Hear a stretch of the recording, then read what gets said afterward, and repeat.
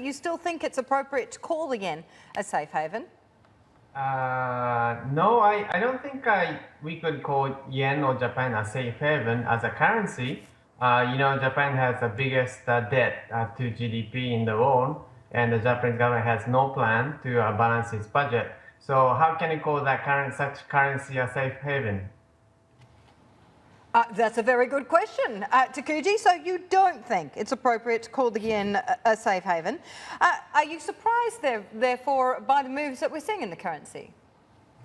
Well, that move itself is not surprise. I guess what the market is doing is the market is pricing in less and less risk of a Fed deciding to hike this year. But we might be surprised that as the impact from Brexit seems to be actually less than what the market initially expected in a global context.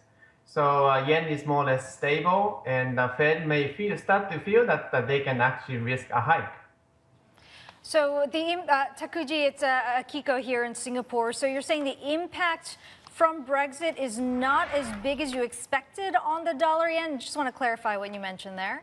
Yeah, when you consider that the Brexit was a surprise, well, it did briefly break 100, but then it's now back above 102. So when we compare that yen dollar rate was 105, 106 before the Brexit news, a move of a couple yen doesn't seem much to me.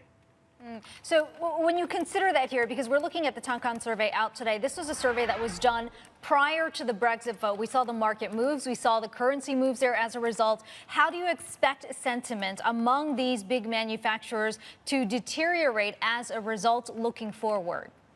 Right. Well, I saw the news as a positive surprise that Japanese manufacturers did revise up their expectation for yen between March to June. However, it's actually positively surprising that the Japanese manufacturers still feel that they are as profitable as back in March, even with a higher yen. So I think Bank of Japan will see this news as a positive news for Japan, and maybe they feel they feel that it's not urgent. They need to step in.